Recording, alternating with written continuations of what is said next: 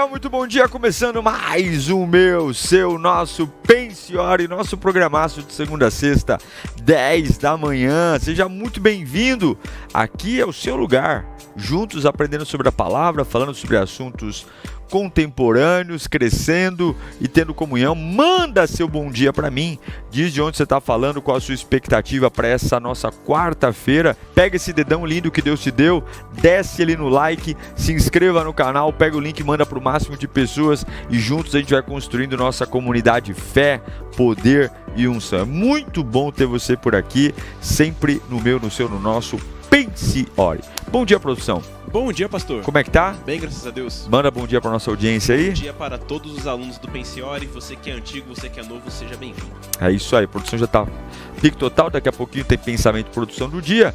E eu quero convidar você para abençoar o canal, se você puder, sempre muito bem-vindo, sua ajuda e contribuição. 3 formas simples e fáceis que ajudam muito. A primeira delas é o Superchat, você clica no cifrãozinho que está aí na tua tela e nesse cifrão você nos ajuda com o programa, na evolução do programa.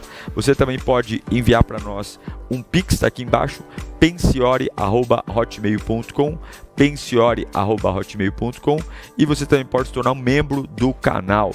Lembrando que todos os membros do canal têm acesso ao conteúdo teórico do programa. Certo, produção? É, pastor. Muito bom. Eu quero muito que você se sinta em casa, se sinta bem. Com vocês, pensamento, produção do dia. Vai, produção. Vamos lá, pastor. O pensamento de hoje diz assim: as respostas do silêncio exigem maturidade para se entender. As respostas do silêncio exigem maturidade para entender. Porque silêncio é uma resposta. Né? Com certeza. Nossa, eu quero falar com fulano. Ai, meu Deus, se as pessoas que mandam mensagem para mim e eu não respondo entendesse isso. Que o vácuo também é uma resposta. Tem gente que é complicado. E aí, fulano, você vai? Aí, querido, não vai dar para eu ir. Aí, não, eu vou dar uma força. Não dá. Aí manda pela terceira vez. Aí a gente fica em silêncio. Quer dizer o seguinte, mas a pessoa... Isso acontece muito. O silêncio precisa ter maturidade, porque o silêncio, bem interpretado, ele é muito barulhento, viu? Né? Com certeza. Faz um barulho. Muito bom. Uma salva de palmas para a produção. É isso aí. E vamos lá, vamos trabalhar para Jesus. Hoje a gente vai falar de um tema muito bacana, dificílimo, porque todo mundo já enfrentou isso, que é a Capetolândia. Enche o saco. A Capetolândia, ela é real. Né, onde vivem, perto de nós. O que comem, querem comer nossa alegria. Né? Como sobrevivem, nos enchendo o saco. Essa é a Capetolândia. Mas você não é Capetolândia, você é filho de Deus. Você é lavado e remido no sangue do Cordeiro. E o que fazer quando erram com você? O que você tem que fazer quando alguém pisa no teu calo? E pisa com gosto. Bom, nós muitas vezes, a vida não gira, a vida capota. Muitas vezes, aquele que no passado tentou acabar com a nossa raça, hoje nós talvez tenhamos poder, pelo lugar que estamos, pela jornada, porque a vida ela capota. Talvez hoje o cenário mudou e você hoje... Você hoje tem poder de dar o troco. De falar assim, eu lembro o que você fez comigo e eu não te perdoarei. Pelo contrário, você vai pagar caro pelo que você me fez. Todos nós, muitas vezes, temos essa chance de... E não faltam motivos, tá? Não faltam motivos para a gente ir lá e realmente acabar com a raça do indivíduo. Mas isso, a reação que você tem diante de alguém que fez mal para você, fala muito mais sobre você do que sobre a pessoa que causou mal a você.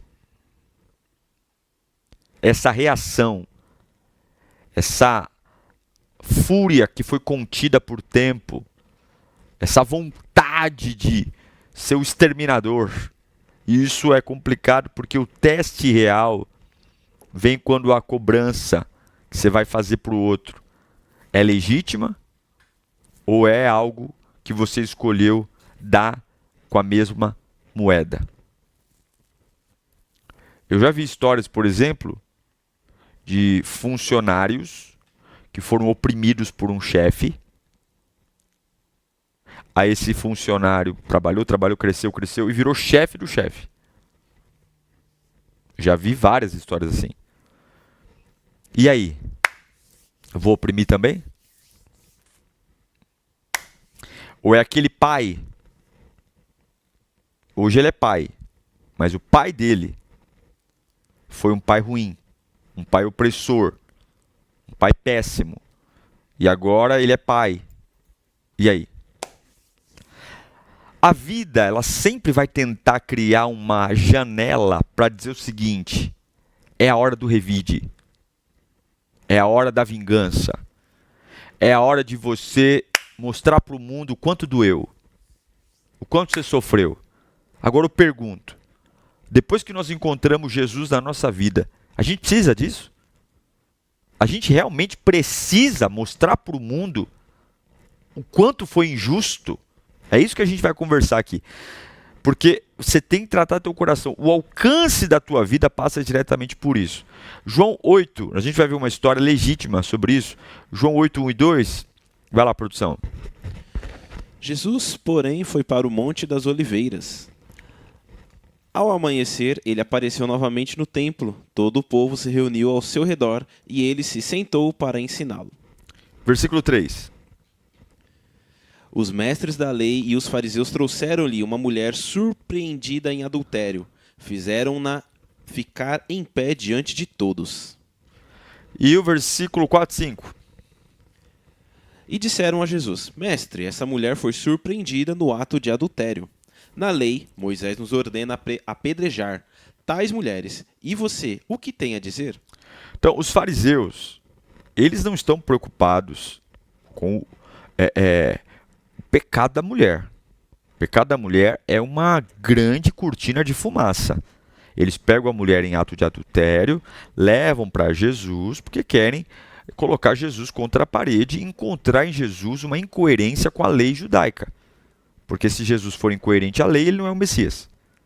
Certo? Então eles querem isso. A mulher é só um pretexto para eles derramarem um veneno que está neles.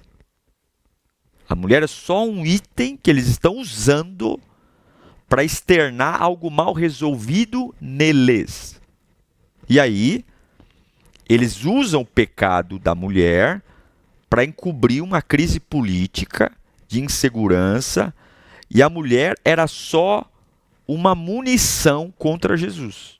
E eu vou te falar que esse é o retrato da maioria das vezes, quando a gente vê ou ouve sobre alguém que tropeçou, que caiu, ou alguém que causou uma maldade para a gente pega isso, a gente não quer tratar o problema, a gente quer descontar camufladamente nesse problema algo mal resolvido na gente. Então, olha lá o versículo 7 de João 8. Visto que continuavam a interrogá-lo, ele se levantou e disse: Se alguém de vocês estiver sem pecado, seja o primeiro a atirar pedra nela. Lê o 10 e o 11 para mim. Então Jesus pôs-se em pé e perguntou-lhe: Mulher, onde estão eles? Ninguém a condenou? Ninguém, Senhor, disse ela. Jesus declarou: Eu também não a condeno. Vá e, de agora em diante, abandone a sua vida de pecado. Então, ótimo. Jesus reverteu aquela situação, resolveu o problema da mulher. O que é resolver? Tirou dela a culpa. Graça não é permissividade, ou seja, Jesus não disse que era correto o que ela fez. Ele simplesmente falou, ó, a partir de agora, vá e não peca mais. Vá e abandone essa vida de pecado. Jesus resolveu e diz para eles, quem não tem pecado, que atire a primeira pedra. Esse comportamento dos fariseus é muito próximo ao nosso comportamento de indignação diante de coisas mal resolvidas na nossa vida, que a gente pega situações que não tem nada a ver para descontar os BOs que carregamos na alma. Isso aqui é muito natural. Então, qual é um erro que a gente enxerga nesse texto aqui? Qual é o primeiro erro, produção? Primeira atitude errada. Quando erram com você, tá bom? Usar o pecado do outro para esconder o próprio. Quando a gente começa com aquela vida puritana, né? Ai, que absurdo, eu tô chocado com o que aconteceu. Nossa, que absurdo, olha o que aconteceu. Trazem a mulher onde Jesus estava e vamos fazer justiça, vamos apedrejar, vamos humilhar, vamos expor, tem que postar, tem que sair correndo na rua gritando, tem que fazer cartazes, que absurdo. Gente, a impressão que dá é que quem está criando o movimento é santo, é perfeito. É como se eu não tivesse nenhuma mácula. O único que poderia fazer escândalo do meu pecado resolveu me perdoar. O único que poderia fazer protesto, postar na internet, porque ele não tem rabo preso com ninguém. Jesus não deve nada a ninguém. Jesus não tem nada a esconder. Jesus não tem nenhum problema, Jesus não tem pecado, não há nada contra ele. Ele é o único que poderia esculhambar todo mundo e ele escolheu perdoar. Eu e você, que somos o cocô do cavalo do bandido, cheio de BO, cheio de coisa mal resolvida, paga de puritano e ao invés de combater o pecado, quer matar o pecador, que aqui são coisas diferentes. Nós odiamos o pecado. O cristão, ele odeia, ele tem nojo do pecado, mas ele precisa amar o pecador. Quando você põe na mesma sacola pecador e pecado, você deixa de ser um cristão. Significa que nós odiamos a prática que a pessoa cometeu, mas sempre haverá uma nova chance em amor concedida a todos aqueles que cometem pecado. Se essa nova chance em amor não cabe no seu estilo de vida, você precisa ter um encontro com Jesus. Você precisa ter um encontro real com Jesus. Então, é mais fácil carregar uma pedra do que olhar no bolso e descobrir que ali também tem pecado guardado. É muito mais fácil dar um belo discurso, não é? E a gente vê quanta hipocrisia tem hoje de pessoas que pregam uma coisa e não vivem, né? Uma medida para os inimigos e outra medida para os amigos. Não é? Para os inimigos nada, para os amigos tudo. Onde há justiça nisso? Não é? O que a Bíblia diz em Mateus 7,3, produção? Ela diz: por que você repara no cisco que está no olho do seu irmão, mas não se dá conta da viga que está no seu próprio olho? Aí, por que você está cuidando da vida do outro? Tem um cisquinho desse tamanho aqui, ó. E no teu olho tem uma viga desse tamanho. E tu não repara? Tá cheio de gente assim. Fala do filho dos outros e o filho dela é pior. Fala do casamento dos outros e o casamento é pior. Fala do emprego dos outros e é pior. Esse é o problema da humanidade. Tá aqui, ó. Ó a minha caneca, você viu? Ó, dá um close aqui na minha caneca. Emoção igual diarreia, vem forte, passa logo. Cuidado, hein, que a maioria das vezes que a gente condena as pessoas é por causa da emoção. Que é uma caneca dessa aqui, ó, vem o logo do Pensiória. Ó que linda. bepowerstore.com.br. Emoção igual diarreia. Esse cocôzinho é o cocôzinho mais bonito do Brasil. É, né? bepowerstore.com.br. Tem todos os livros lá, entra lá e dá uma olhada. Então, o primeiro erro é usar o pecado do outro para esconder o nosso pecado. Vá devagar. Dá aquele calafrio, aquela vontade de dizer, agora eu falo. Calma, bonitão. Calma, bonitona. É ou não é, produção? Com certeza, pastor. Segundo erro que as pessoas cometem, vai lá. O segundo erro, pastor, é confundir indignação com autoridade para condenar. Indignação, a gente fica indignado com o erro dos outros. É nosso, a gente sente. Agora, a minha indignação é só minha. Eu não posso, por conta de uma indignação, achar que porque eu estou fora de mim, estou nervoso, estou irado, eu tenho autoridade para condenar alguém. Não, nós não condenamos, nós restauramos, nós damos caminhos. Você vai encontrar ao longo da sua vida, pessoal, pessoas que te fizeram muito mal. Você vai encontrar. Você vai, olha, infelizmente, ter que conviver com algumas delas. Né? Porque tem ambiente que é público, você não consegue escolher. Dentro da tua casa você consegue. Você pode encontrar na padaria, você pode encontrar num cinema, você pode encontrar num shopping, pode encontrar na igreja.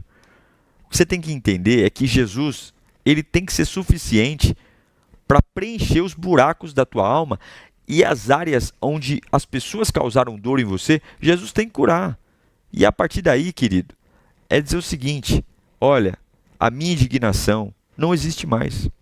A minha indignação não pode virar sede por poder de destruir. Vira uma obsessão, só fala da pessoa, só comenta da pessoa, só quer saber da pessoa. Isso é terrível. Né? E aí para de viver para viver uma vida paralela. Olha o que Gálatas 6:1 fala. Gálatas 6:1 diz: Irmãos, se alguém é surpreendido em alguma transgressão, vocês que são espirituais devem restaurá-lo com espírito de mansidão. Cuide-se, porém, cada um de não ser tentado. Se o seu irmão for surpreendido, o que você faz? Restaura ele. Mas o que a gente faz? A gente põe no grupo de WhatsApp, a gente marca café de fofoca, a gente não fala com a pessoa. Não fala, não aconselha, não ora, mas a gente cria rede de fofoca, rede de calúnia, rede de difamação, indireta, afasta pessoas, né? E nem sabe, né? Tá cuidando da freada de caminhão na cueca dos outros, né? E a tua cueca nem é freada de caminhão, é derrapagem de aeronave, né? Cuida do outro e não dá a limpada no seu. Então a gente precisa começar a ter um pouco mais de sensibilidade. E Paulo vai dizer, e cuida para você não ser tentado. Eu já vi muita gente falando assim, ó, que absurdo, eu nunca, que absurdo. Aí daqui a pouco tava ele lá. Eu nunca esqueço da história de um pastor que falou, olha, ele foi olhar para um membro de uma igreja, que a filha do membro ficou grávida solteira. Na época que ficar grávida solteira era um choque, né? Hoje em dia, mas tinha uma época que era um choque. A filha do membro ficou grávida. Aí foi para a ceia, falou, deu aquelas indiretas para a família, era uma família tradicional. Aí subiu no púlpito e falou, se um dia a minha filha engravidar solteira, eu a deserdo. Minha filha nunca vai fazer isso. O que aconteceu? A filha dele engravidou solteira. Pergunta para mim se ele deserdou. Ah, não era deserdar. Ele falou que ele deixaria de ser pastor. Foi isso. Não foi deserdar, não. Ele falou, se um dia filha minha engravidar solteira, eu largo o pastorado. Pergunte para mim se ele largou. Largou? Largou nada. Nada. Largou nada. Agora, humilhou a família, expôs a família, porque não precisa punir. A própria situação já vai punir. Uma menina grávida, um jovem que engravidou, a própria situação já vai exigir maturidade antes da hora, vai exigir responsabilidade, vai ser privado de fazer coisas de jovem. Não precisa punir. Agora não precisa também tripudiar, né, gente? Hoje está cheio de lacrador em cima do erro dos outros. Cuidado que tem telhado de vidro aí. Deus é muito misericordioso e a gente é meio complicado, viu? Nossa vida é complicadíssima, nossas escolhas. Então, vamos conversar aqui, continuar com as nossas atitudes. Então, qual foi a primeira produção? A primeira, pastor, foi usar o pecado do outro para esconder o próprio. Isso. Agora nós vamos falar sobre o que fazer, certo? Primeira coisa, atitude que você tem que fazer. Presta atenção, anota aí. O que fazer para largar essa pedra e estender a mão? Que é isso que a gente tem que fazer com o erro dos outros. Vamos lá. O que tem que fazer? Lembre-se do que te foi perdoado antes de cobrar qualquer pessoa. Isso. Lembra dos teus BOs, lembra do teu passado, lembra do teu erro, que você não é santinho, coisa nenhuma. Tá? E não é porque ninguém descobriu que você não saiba. Então, antes de você apontar o dedo, lembra do perdão que Cristo te deu, da restauração que Ele te deu, e aí usa de misericórdia. Misericórdia não é passar pano, misericórdia não é fingir que nada aconteceu, mas misericórdia é desejar restauração. Ah, mas não é justo. O que é justo? Então, ninguém pode ter uma nova chance? A pessoa tem que ser punida para sempre de um erro que ela cometeu? Não pode? Tem algum tipo de erro que a gente tem que começar a pensar nisso. Né? Olha o que a Bíblia diz em Efésios 4:32. Sejam bondosos e compassivos uns para com os outros, perdoando-se mutualmente como Deus os perdoou em Cristo. Aí, perdoa mutuamente como Deus os perdoou em Cristo. Então seja bondoso, seja compassivo. Não fica expondo a vida de ninguém, não fica humilhando ninguém. Cria um ambiente de segurança. E se você não quer ajudar, não atrapalha. Mas não fica espalhando coisas sobre a vida dos outros. Isso é feio, isso vai trazer maldição para a tua vida. Então, lembre-se que você foi perdoado antes de cobrar qualquer pessoa. Lembra disso. Segunda atitude que é importantíssima quando a gente vê os outros errando conosco. Ou errando. Cuide do que a sua madrugada revela sobre você. Cuide do que a sua madrugada revela sobre você. O que sustentou Jesus naquela noite não foi no templo a sua superioridade moral, mas foi o que ele passou na madrugada anterior com Deus. Jesus tinha uma vida íntima de oração, mesmo sendo Deus, e essa vida íntima de oração dava a ele equilíbrio diante dos grandes conflitos emocionais que temos, as indignações, as fúrias, aquela vontade, né, de arrebentar os outros, de tripudiar sobre os outros. Isso é muito bom, é gostoso. Como é gostoso você ver alguém que te fez mal se lascando, é uma delícia. Como é gostoso você ver alguém que duvidou do seu potencial, tendo que te engolir. Mas você não é desse mundo. Você não precisa reagir como as pessoas desse mundo reagem. O seu padrão hoje é eterno. E nós precisamos ter a mente de Cristo. Porque não dá para buscar as coisas espirituais só naquilo que nos convém. Ou nós somos realmente espirituais e dizemos, Deus, porque é bonito. Olha, é difícil, mas é bonito você ver alguém que tem todo o motivo do mundo para tripudiar sobre alguém e essa pessoa engole o orgulho e ela se torna alguém nobre e estende uma mão. Ou é generoso. Você tem todo o motivo do mundo para dar o troco, ignorar, expor, bater, prejudicar, tirar coisas, e todo mundo concordaria. E aí você oferece a mão. Diante das pessoas está escrito assim, otário, trouxa, bobo, mas diante de Deus, Deus vai dizer, esse é o meu garoto. Esse é o meu garoto. Esse entendeu o que eu plantei nele. E eu quero ser aplaudido por quem? Eu quero que quem sorria para mim, as pessoas ou o mundo? Por isso que a gente colhe algumas coisas que não são boas, porque temos comportamentos horríveis. Então, a melhor forma de se preparar para ambientes hostis, gente ruim, gente malvada, é ter uma vida com Deus. Olha o que fala Salmo 139, verso 23. Sonda-me, ó Deus, e conhece o meu coração, prova-me e conhece as minhas inquietações. É isso aí. Sonda o meu coração. Então não perca seu tempo com bobagem, se enroscando em coisa que não presta. Não perca seu tempo tentando interpretar. Pastor, mas eu não vou descansar enquanto eu não der o troco. Para com isso, meu. Que mediocridade, que vida pobre. Que vida horrível. Você não pode fazer isso não. Você precisa ter uma mente sarada, restaurada, avivada em Deus. Uma mente nobre, que descansa no Senhor. Quem aprendeu a viver diante do Pai, dependendo do Pai, não se enrosca com os tropeços dos homens. E eu te pergunto, quem hoje você está indignado? Com o quê? Porque hoje você entra na internet, é um babando para o outro. É um querendo destruir o outro. Você tem que fazer uma escolha hoje entre a pedra e a graça. Qual é a escolha que você vai ter? A pedra ou a graça? Você vai atirar a pedra ou você vai atirar a graça? É isso que você tem que entender. E eu espero que o dia que você esteja num lugar ruim, que as pessoas que forem te encontrar também ofereçam a graça e não a pedra. Oferecer graça não é passar pano, não é conviver, não é voltar a ser amiguinho. Oferecer a graça é dizer, eu não vou entregar para você a maldade que você me entregou. Eu vou entregar para você o amor que recebi de Cristo. Vou orar por você, quero que você seja feliz, quero que você tenha paz.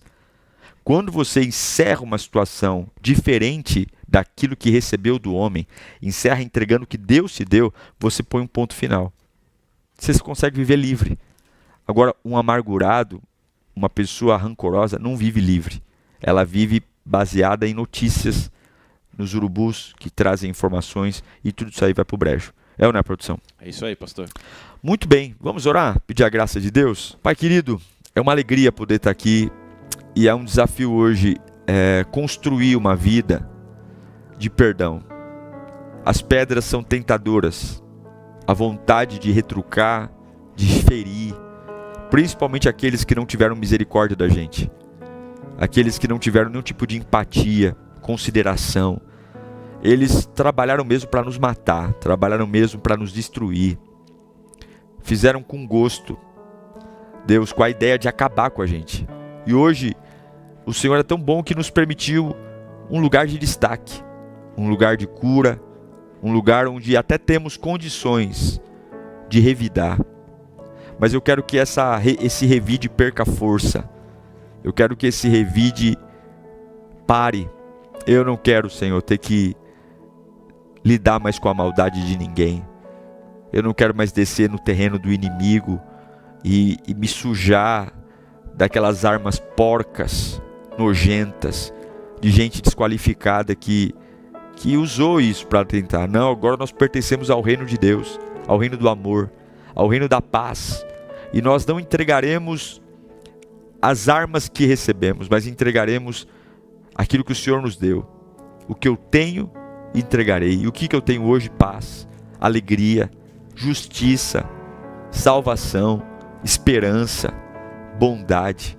Ah, Senhor, que o meu coração não se corrompa quando os desejos da carne vierem, que possamos ser completamente diferentes. Esse é o meu desejo, em nome de Jesus. Amém. Eu abençoo a sua cabeça, abençoo a sua mente, em nome de Jesus, para a glória do Pai, do Filho e do Espírito Santo. É bom demais a gente estar junto. Mais um Pensiório que fica. Eu peço que você desça o dedão no like, se inscreva no canal e a gente se vê amanhã. Esse mesmo bate horário e bate canal. Fui, tchau!